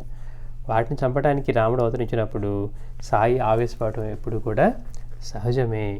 అంతేకాదు భక్తులు ఎప్పుడు క్రొత్త పని ప్రారంభించినా బాబా ఆవేశపడేవారు. ఇది మనం గుర్తుపెట్టుకోవాల్సిందే. ఎప్పుడు కొత్త పని ప్రారంభించినా కానీ బాబా అట్లా కోపడేవారు.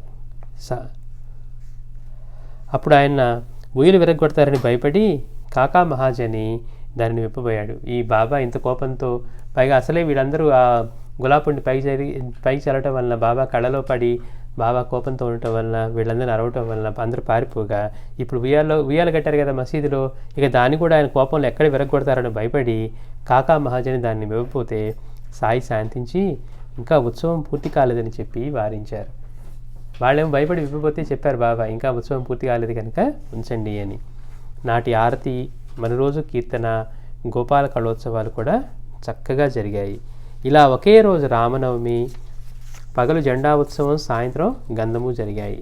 భక్తులు మతభేదాలు మరచి రెండింటిలోనూ కూడా ఉత్సాహంగా పాల్గొన్నారు. అట్లా రామనవమి, గంధోత్సవం అంటే ఉరుసు ఒకే రోజు జరిగాయి. రెండింటిలో కూడా జనాలు వాళ్ళు అంటే ఇది ఈ గంధోత్సవం వాళ్ళది కదా ఉరుసు చేస్తున్నది, అది మనం ఎందుకు వెళ్ళటం అనుకోలేదట. చక్కగా హిందువులు ముస్లింలు కలిసి వాళ్ళు ఆ మతభేదాలు మరిచి రెండింటిలోనూ ఉత్సాహంగా పాల్గొన్నారు. అట్లా 1913 సంవత్సరం నుండి నవమికి ముందు నామ సప్తాహం కూడా ప్రారంభించారు. ఆ సంవత్సరం బాలబువా మౌలి 1914లో బాలబువా సుతార్లు కీర్తన చేశారు. ఒక వారం రోజుల నుంచి నామ సప్తాహం మొదలుపెట్టి అట్లా చేయడం అలవాటు చేశారు. ఆ తర్వాత నుండి సాయి ఆ సేవను దాసగణుకు అప్పగించారు. ఇంకా దాసగణు తన ఉద్యోగానికి వదిలేసి వచ్చేది బాబా దగ్గరే ఉంటున్నారు కదా, అందుకని ఆ సేవను దాసగణుకు అప్పగించారు. అంటే మాస్టర్ గారు అంటారు, చాలామంది ఆ రోజుల్లో దాసగణు చేసిన సంకీర్తనల వల్ల, బయటికి వెళ్ళి చేసిన దానివల్ల ఆయన ఏ హరికథ చెప్పినా కానీ ముందు గురుశుద్ధి చేసేవాడట. బాబా చిన్న పటంలాగా పెట్టి గురుశుద్ధి చేస్తే అప్పటిదాకా ఎవరికి బాబా అంటే తెలియకపోయినా ఆయన చేసిన గురుశుద్ధిని విని బాబా దగ్గరికి దర్శించుకున్న వాళ్ళు ఎంతోమంది ఉన్నారట. అట్లా ఎంతోమందిని బాబా దగ్గరికి తీసుకురావడంలో దాసగణు యొక్క కీర్తన, ఈ హరికథల ముందు చేసే గురుశుద్ధి ఎంతో ఉపయోగపడింది అంటారు మాస్టర్ గారు. అట్లా క్రమంగా ఉత్సవానికి వచ్చే జనుల సంఖ్య కొన్ని సంవత్సరాల్లో 75,000 దాకా పెరిగింది. ఒక్కసారి ఊహించుకుందాం, అసలు 1914 ఆ టైంలో అంత చిన్న మారుమూల కుగ్రామంలో ఎవరికి సాయి ఇంతగా తెలియని రోజుల్లోనే రోజుకి 75,000 మంది వస్తే ఆ షిరిడి ఎలా ఉండదని చెప్పుకున్నాం, 80 గడపలకు మించి ఉండేది కాదు. అక్కడ వసతి సౌకర్యాలు లేవు, ఏమీ లేవు. అయినా కానీ ఆయన యొక్క మహత్తరమైన, ఆయన దివ్యమైన ఆయన జీవన విధానానికి, ఆయన ప్రేమకి, ఆయన శక్తి సామర్థ్యాలకి ఇట్లా ఒకళ్ళ నుంచి ఒకళ్ళకి అలా తెలిసిపోయి సాయిని దర్శించుకోవడం కోసం ఎక్కడెక్కడి నుంచో వచ్చేవారట. అట్లా రోజుకి అలాంటి సమయంలో ఉత్సవాల్లో 75,000 దాకా పెరిగింది. అయినా కానీ చూడండి గమ్మత్తు, అంటువ్యాధులు కానీ కలహాల వంటివి కానీ ఎన్నడూ జరగలేదు. దుకాణాలు, సంతర్పణలు, కుస్తీ పోటీలు వంటి వినోద కాలక్షేపాలు కూడా పెరిగిపోయాయి. మరి జనాలన్నీ వచ్చేసరికి దాన్ని ఒక వినోద కార్యక్రమంగా కూడా చేసేసి పక్కన ఇవన్నీ పెట్టారట. దుకాణాలు, సంతర్పణలు, తర్వాత కుస్తీ పోటీలు వంటి వినోద కాలక్షేపాలు పెరిగిపోయాయి. గుర్రము, పల్లకి, రథము, వంటపాత్రలు మొదలగువి భక్తులు సమర్పించడంతో సాయి సన్నిధి ఒక సంస్థానంగా మారిపోయింది. అంటే ఇవన్నీ వచ్చేసరికి ఆయన ముందే అన్నారు కదా, అట్లా గుర్రము, పల్లకి ఇవన్నీ వస్తాయని.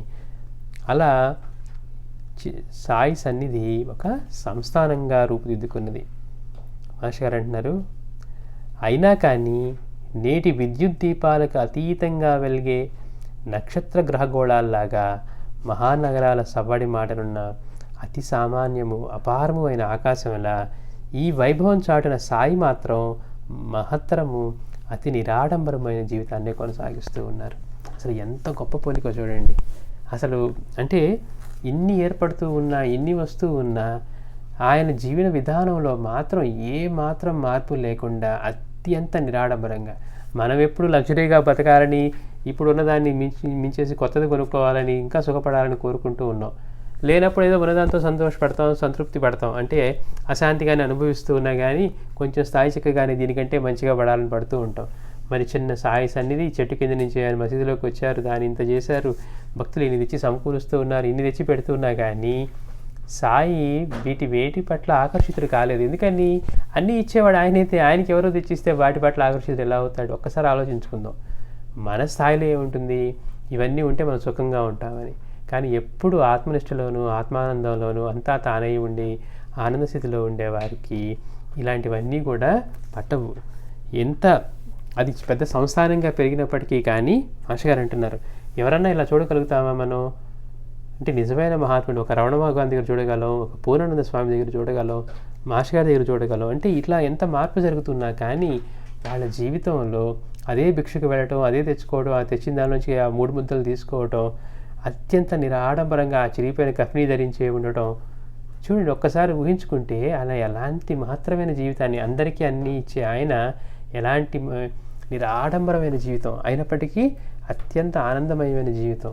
ఎందుకని వారి స్వరూపమే ఆనందం అన్నమాట. అట్లా ఆయన ఈ వైభవం చాటున ఇన్నొచ్చి ఇంత ఏర్పడి ఇంత ఉత్సవాలు జరిగి ఇంతమంది జనాలు వస్తున్నా సాయి మాత్రం ఆయన పందానే మార్చుకోలేదు. ఇందాక మనం చెప్పుకున్నట్టుగా ఆయన పందాన్ని ఎప్పుడు మార్చేవారు కాదు.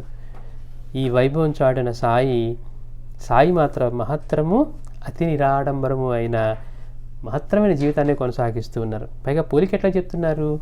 నేటి విద్యుత్ దీపాలకు అతీతంగా వెలిగే నక్షత్ర గ్రహ గోళాదుల్లాగా. అంటే మనం ఇప్పుడు చూస్తున్నాం, ఇంత మోడర్నైజ్ అయిపోయి ఇంత లైటింగు, నియాన్ లైటింగ్, ఆ లైటింగ్, ఈ లైటింగ్ మెరిసిపోతూ ఉంటాయి లైటింగ్లు.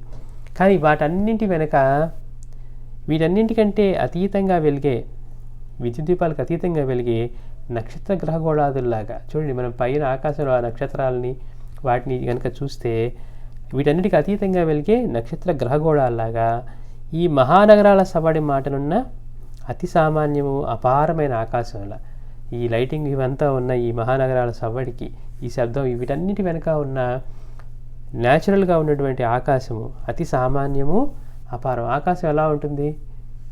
అతి సామాన్యము అపారము, దానికి అంతే లేనట్టుగా ఉంటుంది. అన్ని ఎట్లోకి కూడా ఆశ్చర్యాన్ని కలిగించే ఇది ఆకాశం మనకి.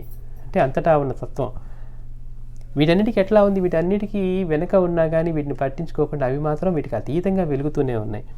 మహానగరాల సవ్వడి మాటన అతి సామాన్యము అపారమైన ఆకాశంలా ఈ వైభవం చాటున సాయి మాత్రం మహత్తరము అతి నిరాడంబరము అయిన జీవితాన్ని కొనసాగిస్తూ ఉన్నారు. ఎన్ని మార్పులు జరిగినా కానీ ఆయన జీవన విధానంలో ఆయన యొక్క నిరాడంబరతలోనూ ఏ మాత్రం మార్పు లేకుండా ఇవేమీ లేనప్పుడు ఎలా ఉన్నారో అలానే ఉన్నారు. మనకేంటి, వస్తువులతోటి వాటికి ఇంద్రియాలకు వచ్చే సుఖం కోసం మనం తపన పడుతూ ఉన్నాం. కానీ ఆయన ఎప్పుడూ కూడా ఆత్మనిష్టలోనూ ఆనంద స్థితిలోనే ఉన్నారనమాట. ఒక రామనవమికి మహానగరాల నుండి కోటీశ్వరులు ఎన్నో మిఠాయిలు తెచ్చి అర్పించారు. ఒకరోజు ఈ రామనవమికి మరి ఇంత ఉత్సవం జరుగుతూ ఉంటే బాబా దగ్గరికి వచ్చే భక్తులు గొప్ప గొప్ప వాళ్ళు వచ్చేవాళ్ళు, కోటీశ్వరులు వచ్చేవారు, పేదవాళ్ళు వచ్చేవారు, తినడానికి లేని వాళ్ళు వచ్చేవారు. అలా ఉన్నప్పటికీ కూడా ఒకసారి కోటీశ్వరులు ఎందరో మిఠాయిలు తెచ్చి అర్పించారు. కానీ సాయి నా భోజనం ఇంకా రాలేదు అన్నారు. వీళ్ళందరూ ఎన్ని తెచ్చిపెట్టినా కానీ బాబా అంటూ ఉన్నారట, నా భోజనం ఇంకా రాలేదు అన్నారు. మనమేంటి ఇన్ని తీసుకెళ్ళి పెట్టాం కదా, ఇంకా బాబాని సంతోష పెడదాం అని అనుకున్నారు. కానీ బాబా మాత్రం నా భోజనం ఇంకా రాలేదు అన్నారు. కొంతసేపటికి ఆయన శ్యామతో ఈ జనంలో నెట్టుకు రాలేక ఒక ముసలి పేదరాలు రోడ్డు పక్కన చెట్టు క్రింద కూర్చున్నది, ఆమెను తీసుకురా అన్నారు. చూడండి, ఇంతమంది వచ్చి ఇంత హడావిడి చేస్తూ ఉన్నా బాబా మాత్రం ఆయన దృష్టి ఎక్కడుంది? లోపలికి కూడా రాని ఒక ముసలి పేదరాలు రోడ్డు పక్కన చెట్టు కింద కూర్చొనింది, ఈ జనాల్లో నెట్టుకొని రాలేక నువ్వు వెళ్ళి తీసుకురా అంటే, అది మరి 75,000 మంది దాకా వచ్చేవాళ్ళు అనుకున్నాం కదా. మరి అంతమందిలో పైగా ఇంత గొప్ప గొప్ప వాళ్ళని చూస్తే మనం తీసుకెళ్ళేది చిన్నది కదా, మనం వెళ్ళగలమా లేదా అని కూడా కొంతమందికి ఆ సంకోచం ఉంటుంది. పాప రాలేక చెట్టు కింద కూర్చుంది, ఆమెను తీసుకురా అన్నారు. తీసుకురాగానే ఆమెతో బాబా, అమ్మ నాకేం తెచ్చావు అన్నారు. ఆమె ముందు రోజు సాయి కోసం జొన్న రొట్టెలు చేసుకొచ్చింది, కానీ మసీదులోని నైవేద్యాలు చూసి సిగ్గుపడి ఏమీ తేలేదన్నది. చూడండి, ఆవిడ ముందు రోజు చేసుకొచ్చినటువంటి జొన్న రొట్టెలు అవి తీసుకొని సాయికి నివేదన కోసం తీసుకొచ్చింది. కానీ మసీదులోకి రాగానే పరిస్థితి ఎలా ఉంది? మనం ఏదైనా పెద్ద పార్టీకి వెళ్ళాం అనుకోండి, మన స్థాయికి మించిన పార్టీలో ఎలా ప్రవర్తించాలో మనకి తెలియదు, ఎలా మాట్లాడాలో తెలియదు. అక్కడ బాగా అందరూ మిలియనీర్లు ఇలానే ఉన్నారనుకోండి, ఒక్కసారిగా మన పరిస్థితి ఎలా ఉంటుంది? మనం వాడితో కంపీట్ చేయలేము, వాళ్ళు చేసే వాడితో చేయలేము. వాడు ఎవడో ఒక 5,000 పెట్టో లేకపోతే 10,000 పెట్టో ఒక గిఫ్ట్ ఇవ్వగలిగాడు అనుకోండి, మనం $10,000 పెట్టగలమా? లేకపోతే ఒక ఏదైనా కానీ, అంటే స్థాయికి మించి వెళ్ళినప్పుడు అలాంటి ఒక మనం ఎప్పుడు ఎక్స్పెక్ట్ చేయని ఒక ఎన్విరాన్మెంట్ చూసామనుకోండి, ఎలా రియాక్ట్ అవ్వాలో కూడా తెలియదు. అలాగే పాపం ఈ పేదరాలు ఇక్కడికి వచ్చినప్పుడు అక్కడ పెద్ద పెద్ద కోటీశ్వరులు, బొంబాయి నాగపూర్లో ఉన్న కోటీశ్వరులు వాళ్ళు బాబా భక్తులయ్యి వాళ్ళు ఆ వెండి పళ్ళాల్లోనూ ఇట్లా బాబాకి నివేదనలు తీసుకొచ్చి అక్కడ పెడితే అవి చూసి, అయ్యో నేనేదో తీసుకొచ్చిన జొన్న రొట్టెలు అది కూడా ముందు రోజు చేసుకొచ్చినాయి, అవి ఎలా ఉన్నాయో కూడా తెలియదు అని అవి బాబాకి సమర్పించడానికి ఆవిడ సంకోచంతో సిగ్గుపడి ఏమీ తేలేదన్నదట. ఆ మసీదులోని విలువైన నైవేద్యాలు చూసి సిగ్గుపడి ఆమె ఏమి తేలేదన్నది. కానీ సాయి ఆమె దాచిపెట్టుకున్న మూట అడిగి తీసుకొని ఇది మన భోజనం అంటూ ఎంతో ఇష్టంగా తిన్నారు. చూడండి, మనం మళ్ళీ మళ్ళీ ఒకసారి ఆలోచిస్తే ఆయన ఎంతటి ప్రేమ స్వరూపం. అంటే ఆయనకి నువ్వు గొప్పవాడివా, నువ్వు పేదవాడివా అన్నీ ఇచ్చేది ఆయనప్పుడు ఎందుకు చూస్తాడు ఆయన? ఎవరైనా సరే ఆయన ఎంత భక్తితో ఉన్నారు. ఆ పేదరాలు ఎక్కడి నుంచో పాపం, మరి ఆవిడ సౌకర్యం ఎలా ఉందో, ఆవిడ నడిచే వచ్చిందో లేకపోతే ఎలా చేసుకొచ్చిందో, ఇంత కష్టపడుతూ ఆయన మీద అంత భక్తితో వచ్చింది కనుక ఆయన దృష్టి ఆవిడ మీద ఉందన్నమాట. అంటే ఎవరి దృష్టి ఆయన మీద ఉంటుందో ఆయన దృష్టి కూడా వారి మీదే ఉంటుంది. అంతేగాని ఆడంబరంగా చేసే వాటితో ఆయనకి లెక్కే లేదు. ఎందుకని? నీ ఆడంబరం ఎంతసేపు? ఆయన ముందు అందరికీ అన్నీ ఇచ్చేది ఆయనప్పుడు సృష్టి మొత్తం తన ఆధీనంలో ఉండి ఏదైనా సంకల్పం మాత్రం చేయగలిగిన వాడికి మనం ఇవ్వగలిగేది ఏముంటుంది? కానీ ఆయన మన నుంచి ఆశించేది మాత్రం అటువంటి ప్రేమ, కృతజ్ఞతల్ని, అట్లా గురువు పట్ల భగవంతుడి పట్ల ఉండే ప్రేమనే మనం భక్తి అంటారు మాస్టర్ గారు. అందుకని ఆమె సిగ్గుపడుతున్నా కానీ బాబా మాత్రం అడిగి తీసుకొని ఇది మన భోజనం అంటూ ఎంతో ఇష్టంగా తిన్నారు. ఇవాళ ఇటువంటి ఆచరణతో కనపడే మహాత్ములు కనుక మనకి లభిస్తే నిజంగా చేతి నమస్కారం చేయొచ్చు. అంటే కొంచెం సంపద వచ్చి ఏమీ ఏర్పడగానే సంస్థానాలు, మళ్ళీ వాటిలో అడ్మినిస్ట్రేషన్లు, వాటిలో ఇవన్నీ దానికి రూల్స్, రెగ్యులేషన్స్, ఆయన దగ్గరికి వెళ్ళాలంటే పాద నమస్కారాలు చేసుకోవాలంటే. కానీ సాయి మాత్రం పేదవాడా, ధనికుడా, వీడు యోగ్యుడు కానివాడా, చదువుకున్నవాడా, చదువులేనివాడా అని ఏ రోజు కూడా అటువంటి విషయాలు పట్టించుకొని వీటన్నిటికీ పట్ల ఆలోచించినంతటి గంభీరుడు ఆయన, అంతటి నిరాడంబరుడు. తనని గౌరవించేవారా, తృణీకరించేవారా అని కూడా పట్టించుకునేంత గంభీరుడు అంటారు మాస్టర్ గారు. అంటే ఇంత అద్భుతమైన మహత్తరమైన జీవితం, అతి నిరాడంబరమైన జీవితం, కేవలం భక్తుల నుంచి వారి ప్రేమను మాత్రమే, ఆ భక్తి కృతజ్ఞతలను మాత్రమే ఆశ్రయిస్తూ, ఎందుకని అవి వారికి శ్రేయస్సును చేకూరుస్తాయి కనుక. అంతే తప్పించి దానివల్ల మనకేదో ఒరుగుతుందని కాదు, అది మనం గుర్తుపెట్టుకోవాల్సిందే. అట్లా అదే ఇప్పుడు మనం చూస్తూ ఉంటాం, ఇప్పుడున్న మహాత్ములు అయితే ప్రెసిడెంట్లు లేదా మినిస్టర్లు వీళ్ళు మాత్రమే వెళ్ళగలిగి వాళ్ళ నమస్కారాలు చేసుకుంటారు. మనలాంటి సామాన్యులకు నిజంగా మహాత్ములు అయితే వెళ్ళడం కష్టం. కానీ సాయి మాత్రం ఆయన దర్బార్ అందరికీ తెరిచి ఉంది. అందుకే ద్వారకామాయి అని పేరు పెట్టి ఇది అందరికీ తెరిచి ఉంచిన దర్బార్ అన్నారు. అట్లా ఏ మహాత్ముని తీసుకున్నా, మాణిక్య ప్రభువుని తీసుకున్నా, అక్కలకోట స్వామిని తీసుకున్నా, ఎంత నిరాడంబరమైన జీవితం వాళ్ళది. అందరికీ అన్నీ ఇస్తూ వాళ్ళు మాత్రం ఈయన మనం తలుచుకుంటే మాణిక్య ప్రభువు దగ్గరికి ఇంత దర్బార్ నిర్వహిస్తూ ఆయన ఏం చేశారు? రోజు దర్బార్ నిర్వహించేవారు. వచ్చిన వాళ్ళందరికీ ఏం కావాలో అవి ఇస్తూ ఉంటే ఆయనతో ఒక బ్రాహ్మణికి ఒక కోరిక కలిగిందంటే ఈయనతో వచ్చి భోజనం చేద్దామని వచ్చిందట. ఈయన ఏం తింటారో ఆయన లోపలికి వెళ్ళి ఆయనతో పాటు విందు అరిగిద్దామని ఆయన చెప్పారంట. నువ్వు నాతో పాటు తినలేవన్నా కానీ లేదు అని చెప్పి ఎట్లాగో స్వామి అనుగ్రహం పొంది ఒకరోజు ఆయనతో పాటు భోజనానికి వస్తే ఆయనేమో ఎండిపోయిన 2 రొట్టెలను ఉల్లి పచ్చడి ఏదో తింటూ ఉన్నారట. ఇదా మీరు తినేదని ఆశ్చర్యపోయారు. అంటే వాళ్ళు ఎంత నిరాడంబరమైన జీవితం, అందరికీ అన్నీ ఇచ్చేస్తూ ఉన్నా కానీ వాళ్ళు మాత్రం అత్యంత నిరాడంబరమైన జీవితాన్ని గడుపుతూ ఆనందంగా ఉండేవారు. అది ఇవాళ మనం తెలుసుకున్న రామనవమి ఉత్సవం. శ్రీ సచిదానంద సద్గురు సాయినాథ్ మహారాజుకి జై. వచ్చే వారం బాబా చేసుకోమని చెప్పినటువంటి గురు పూర్ణిమ గురించి తెలుసుకుందాం. అంటే ఇవన్నీ భక్తులు చేసుకుంటూ ఉంటే ఆయన అనుమతి ఇచ్చారు. గురు పూర్ణిమ మాత్రం సాయంతట సాయిగా మనల్ని చేసుకోమని చెప్పిన పండుగ ఉందంటే అది గురు పౌర్ణిమ.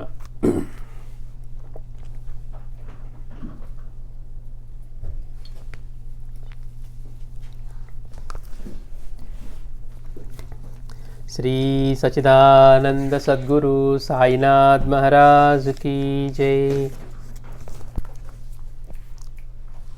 गुरु ब्रह्मा गुरुर्विष्णु गुरुर्देवो महेश्वरः गुरु साक्षात् परब्रह्म तस्मै श्री गुरवे नमः। गुरुर्ब्रह्मा गुरुर्विष्णु गुरुर्देवो महेश्वरः गुरु साक्षात् परब्रह्म तस्मै श्री गुरवे नमः। गुरुर्ब्रह्मा गुरुर्विष्णु गुरुर्देवो महेश्वरः गुरु साक्षात् परब्रह्म तस्मै श्री गुरवे नमः। श्री गणनाथ गजानना